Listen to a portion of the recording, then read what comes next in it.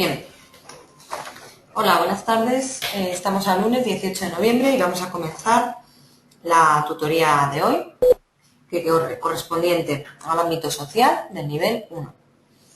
Hoy teníamos que ver el tema 2 de nuestra programación para la primera evaluación y vamos a ver en este tema las primeras civilizaciones urbanas, Egipto y Mesopotamia. Bien. De momento no tenemos ningún asistente, esperemos que a lo largo de la sesión os vayáis animando, os vayáis uniendo para que así podáis resolver las posibles dudas que tengáis sobre este tema. Bien, vamos con Egipto. Egipto se ha situado en el noreste de África, en la costa sur del mar Mediterráneo. Pero fundamentalmente lo que ha hecho que este pueblo egipcio se localizara en la zona geográfica en la que lo hizo fue el río Nilo. Bien. El historiador griego Heródoto definió a Egipto como un don del Nilo, ya que la civilización egipcia pudo existir gracias a este río. Hay que tener en cuenta que la zona es una zona seca y que si no hubiese sido gracias al río Nilo, a las inundaciones que se producían regularmente y que dejaban un suelo muy fértil para la agricultura, esa sociedad no podría haberse asentado allí, porque como digo, era una zona seca y por aquel entonces no se conocían los sistemas de regadío que posteriormente se desarrollaron. Bien. Se distinguen diversos periodos dinásticos. El primero de ellos sería el periodo dinástico arcaico, del 3100 al 2755 a.C. No os preocupéis porque todas estas fechas concretas no van a ser relevantes, ¿vale? Este periodo dinástico estuvo gobernado por el Imperio Antiguo Otinita. Sería la siguiente etapa. Después, el primer periodo intermedio. Después de esto, el Imperio Medio, seguido del segundo periodo intermedio, y el Imperio Nuevo o Tebano. Un tercer periodo intermedio y un periodo tardío. Vamos con lo más importante, lo que más me interesa de la cultura egipcia. ¿Cómo era la economía? La base de la economía egipcia era la agricultura, que dependía de la crecida anual del río. Se sucedían varias crecidas a lo largo del año. El Nilo se desbordaba y dejaba un limo, que eran sustancias fertilizantes que ayudaban a que las cosechas fueran muy abundantes y prósperas. Se hicieron obras hidráulicas, se construyeron diques, canales, acequias, bajo la autoridad suprema del faraón. La figura del faraón para la civilización egipcia fue fundamental. Era considerado no solamente el jefe del gobierno, del Estado, sino también el jefe religioso. Era lo que se conoce como teocracia. Además, se creía que el faraón era puesto por el rey, por Dios, por los dioses. El cultivo principal, volviendo a la agricultura, a la economía, eran los cereales, el trigo y la cebada, las leguminosas y en la zona del delta, donde la desembocadura, productos típicamente mediterráneos, como la vid y el olivo. Empleaban el arado, tirado por bueyes, y el regadío a través de los canales creados. En los núcleos urbanos existían también artesanía de cerámica, tejidos y la fabricación del papiro. Papiro que era una especie de pasta de papel de origen natural. Fue un gran descubrimiento el papiro porque era un soporte para la escritura mucho más ligero para el transporte que las tablas de piedra donde se solía escribir. El comercio, que también era base de la economía egipcia, Se ejercía sobre todo a través del río Nilo como elemento comunicador. Vamos con la sociedad en Egipto. Estaba fuertemente jerarquizada y se organizaba de forma piramidal. En la cúspide se encontraba la figura de faraón, que era, como he dicho, una verdadera encarnación de los dioses en la tierra. Dioses como Ra, Amón y Osiris. Tenía un poder absoluto y divino. Era, como he dicho, una auténtica teocracia. Egipto creó una burocracia muy sofisticada y perfeccionada, que se desarrolló en 3 direcciones: la civil, la religiosa y la militar. Por debajo del faraón, que como hemos dicho estaba en la cúspide, y a sus órdenes más directas estaban los sacerdotes y nobles que formaban la clase dirigente. El clero era muy poderoso y tenía una gran influencia sobre el pueblo, que a su vez era muy religioso. A su cargo estaba la administración de los templos y la organización del culto. Dentro de la nobleza civil destaca la figura del visir o primer ministro, y dentro del poder militar la figura del general, que era jefe del ejército y adquirió su mayor importancia durante el Imperio Nuevo. Cleros y nobles constituían la clase dirigente. Más abajo y dentro del poder civil estaba la figura del escriba. Estaba muy bien considerado porque sabía leer y escribir. Era un funcionario que, como digo, dominaba el arte de la escritura y estaba presente en todas las facetas de la vida pública y privada. Constituyeron la clase individual y podemos decir que eran los técnicos de la época. Por debajo de la pirámide tenemos sobre todo a los felá o campesinos, sería la clase, la mayor parte de la población eran campesinos, que son la gran mayoría, como digo, y se constituyen como productores directos de la base de la economía. Además, también en las ciudades había artesanos, albañiles, carpinteros, escultores, tejedores, comerciantes, etc.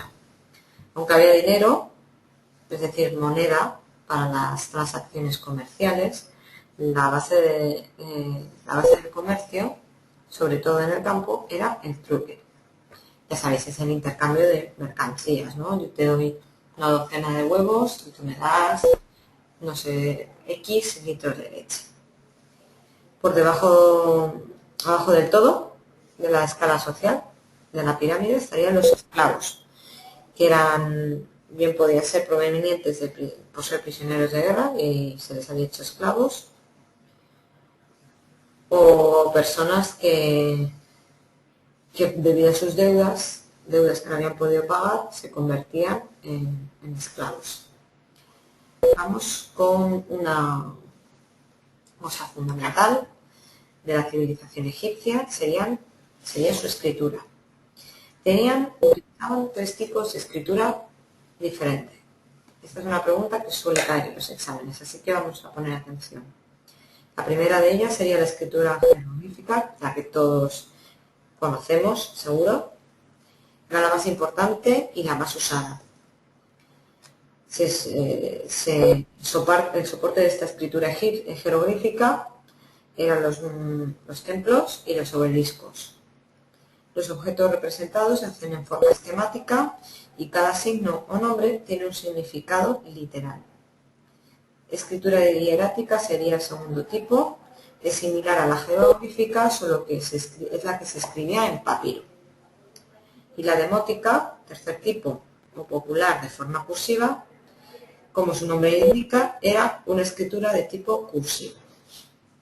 El desciframiento de la escritura jeroglífica por Champollion en el siglo XIX abrió el camino para el conocimiento de la civilización egipcia. Lo hizo gracias al descubrimiento de la piedra Rosetta, que tenía inscripciones del mismo texto escrito en griego, en demótico y en jeroglífico. De tal modo, como se conocía el griego, se pudo traducir y conocer el demótico y el jeroglífico. Esta piedra Rosetta se encuentra actualmente en el British Museum de Londres. Otro tema importante de la sociedad egipcia sería la religión. Como hemos dicho, el pueblo egipcio era sumamente religioso. Eran politeístas y adoraban a dioses varios dios de las fuerzas de la naturaleza. Esto se le conoce como religión animista. Adoraban al sol, al cielo, etc. Un tema importante también era el culto a los muertos. A la muerte, con el dios Osiris, muchos dioses aparecen agrupados en tríadas, es decir, de 3 en 3, como Osiris, padre, Isis, madre y su hijo Horus. Otros dioses importantes fueron Tot, Anubis, Hathor, Set y Nut. Todos los dioses se representaban mediante imágenes o símbolos y sus figuras eran mezcla de humano, que solía ser el cuerpo, y animal, la cabeza. No obstante, la característica principal es la creencia en el más allá y en la vida de la tumba. El sol, Amon-Ra, es el dios principal, el origen, la fuente de vida, y el Nilo, el centro de Egipto. De esta forma, al este del río, por donde sale el sol, que sería la vida, se construyen los templos dedicados al culto, los palacios y las casas, y al oeste o poniente sería la muerte. Allí están construidos los monumentos funerarios, mastabas, pirámides, hipogeos, etc. ¿Vale? Eran muy concienzudos con este tema. Bien, cultura egipcia. Destacamos los siguientes conocimientos. Astronomía. Llegaron a calcular un calendario casi perfecto de 365 días anuales con 12 meses de 30 días cada uno. ¿Por qué lo hicieron? Bien, pues porque, como digo, había varias crecidas del Nilo y se empezaron a dar cuenta que se producían de forma regular, pero para saber exactamente cuándo se iban a producir, vieron necesario, a través de la astronomía, pudieron elaborar este calendario. Matemáticas, pues ya conocían las tablas de multiplicar, la trigonometría, la agrimensura y llegaron al uso del número pi. En química y medicina, técnicas de embalsamamiento, preparación, que es operar la cavidad craneal, y otras operaciones. Técnicas agrícolas, irrigación de los campos y construcción de palacios, templos y monumentos funerarios. Esto iría en arquitectura. En literatura y arte, escritos como el Libro de los Muertos,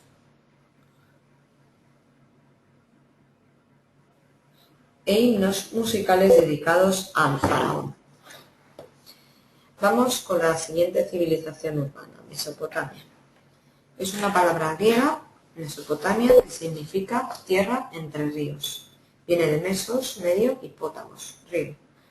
Comprende el amplio territorio entre los ríos Tigris y Éufrates.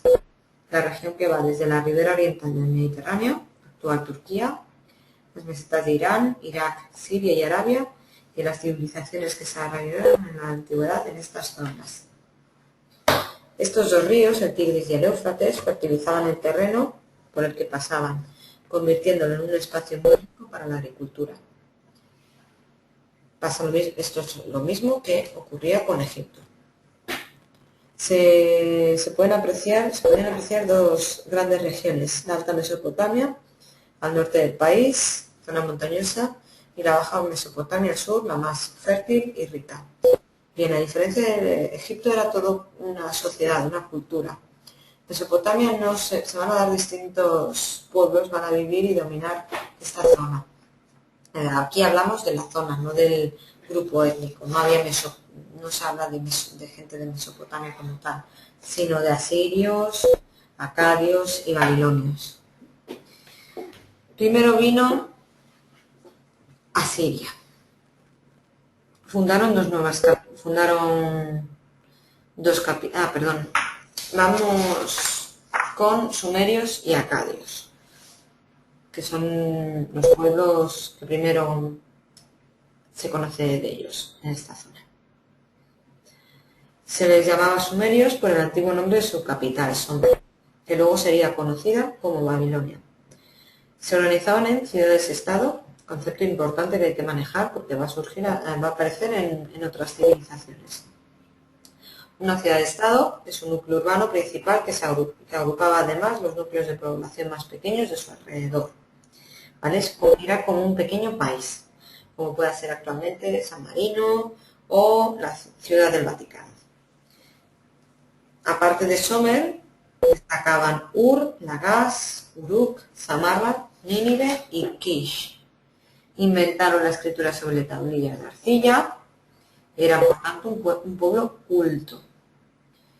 Los acadios hablaban una lengua semítica y su escritura cuneiforme sustituyó a la sumeria. Y su capital fue Ur. Hacia el 2000 a.C., los acadios son derrotados por los elamitas y se produce un renacimiento sumerio, con Babilonia de nuevo como capital. Una figura importante de esta época fue el rey Hammurabi, autor del primer código legal conocido. Sería el código de Hammurabi. Asiria. Los asirios eran un pueblo guerrero procedente del norte de la alta Mesopotamia. Fundaron dos nuevas capitales, Asur y Nínive. Este nuevo imperio llegó a su máximo esplendor con Asurbanipal en el siglo IX a.C. Tras su muerte, el imperio va en decadencia y hacia el 600 a.C. toman de nuevo el poder los babilonios, con el rey Nabucodonosor II. Organización política de Mesopotamia. En principio fue el templo el centro económico, político y religioso. El jefe del templo era se llamaba En, que era el representante de los dioses en la tierra, el jefe religioso y político a la vez, de la ciudad-estado, de nuevo teocracia. A comienzos del segundo milenio antes de Cristo, el En era sustituido por Ensi Olwai, que podríamos traducirlo como rey. Supone este cambio un cambio político, ya que al hacerse las guerras más frecuentes, era necesario potenciar el poder militar para la defensa. Si el poder cambia de manos, de los sacerdotes a los jefes militares y al rey por encima de todos, que ostentaba el poder absoluto. Vida económica de Mesopotamia. La agricultura, pasa como en Egipto, fue la principal fuente de recursos en la región gracias a la fertilidad de sus tierras.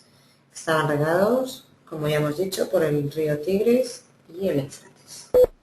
Era una tierra rica en cereales, trigo, cebada y avena, leguminosas también, y de nuevo cultivos mediterráneos como la vid, el olivo o la palmera datilera.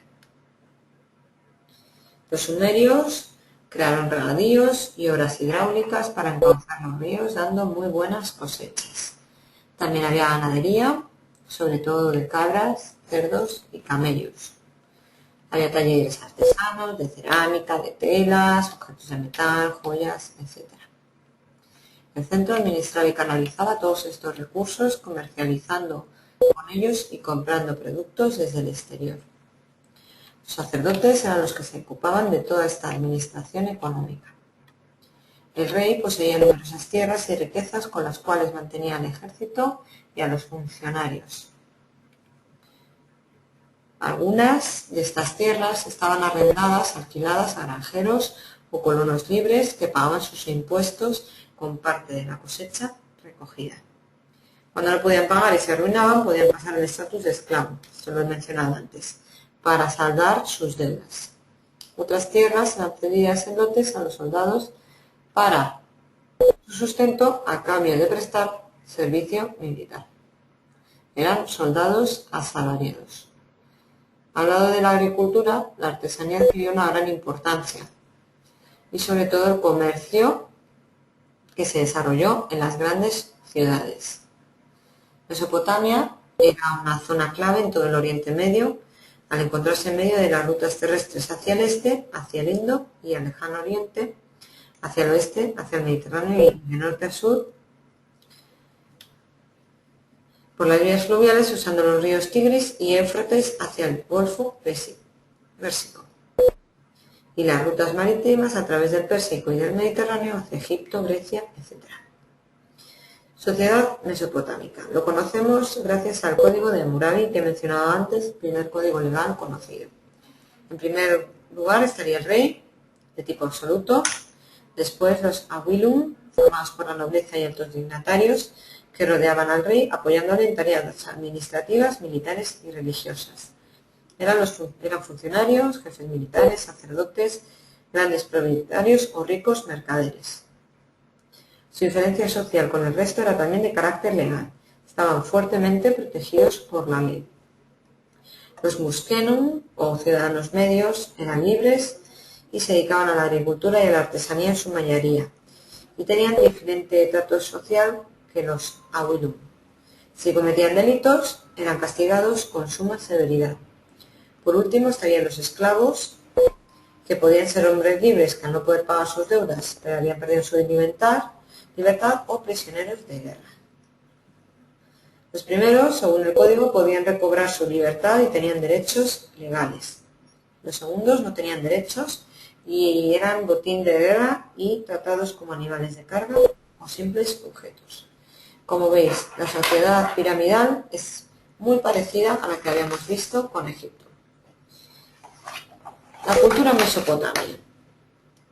La escritura se inventó en Mesopotamia por los sumerios. En principio era una escritura jeroglífica o ideográfica, en la que cada signo representaba un objeto o una idea.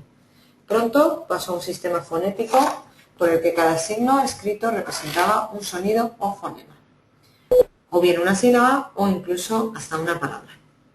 Este tipo de escritura se denomina cuneiforme, concepto importante.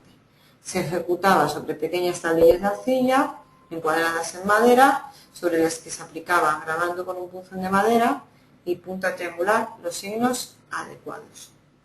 Este sistema era muy complicado, este sistema de escritura, ya que tenía más de 2000 signos que fueron luego agrupados en unos 300.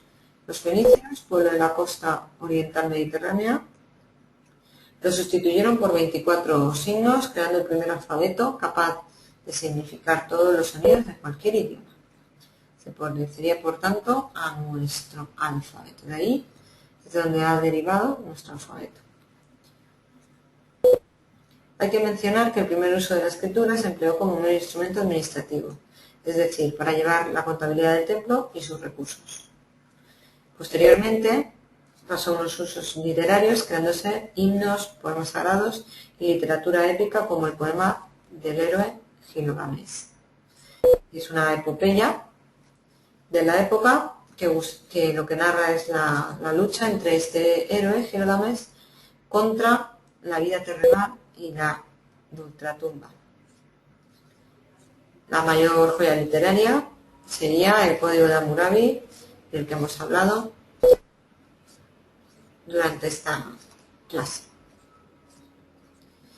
Los mesopotámicos también destacaron en matemáticas y astronomía. La religión, de carácter politeísta y animista, que, como recordáis, era culto a la naturaleza.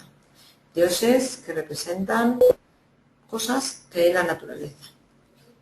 Por ejemplo, Samas era el dios sol, Nana la luna, Ki la tierra, Ea el mar. En el poema de Gilgamesh creían también en la vida de ultratumba, en el más allá, al igual que los egipcios. Para tener contento a los dioses era necesario crear un templo de culto destinado a los mismos. Por ello construyeron los zigurat. Recordad que la estructura típicamente egipcia eran las pirámides, también estarían las mastabas y los hipogeos. Todos ellos edificios funerarios. Bien, el zigurat. Tenéis una foto en la página 30. Es una especie de torre escalonada o pirámide escalonada que va sustituyendo la cúspide de la misma por una estructura rectangular que hacía las veces de capilla. Los sacerdotes observaban el firmamento y se ponían en contacto con los dioses cósmicos, a diferencia de las pirámides y las mastabas que eran para funerario en Egipto. Los zigurat mesopotámicos eran para acercarse a los dioses cósmicos. Otra diferencia, la última que vamos a señalar ya, vamos a acabar con el tema, sería que el rey mesopotámico no era considerado un dios, a diferencia del faraón egipcio. era solamente el representante del Dios en la tierra, que ya era, legislaba y hacía cumplir sus decretos en su nombre. Bien, con esto acabamos la sesión de hoy. La próxima semana, el próximo lunes, veremos el tema 3, Grecia y Roma. Mañana, recuerdo, mañana martes día 19, tendremos las clases correspondientes a nivel 2. ¿De acuerdo? Bien, pues con esto me despido. Hasta el próximo día. Espero que os sirva de ayuda. Mucho ánimo.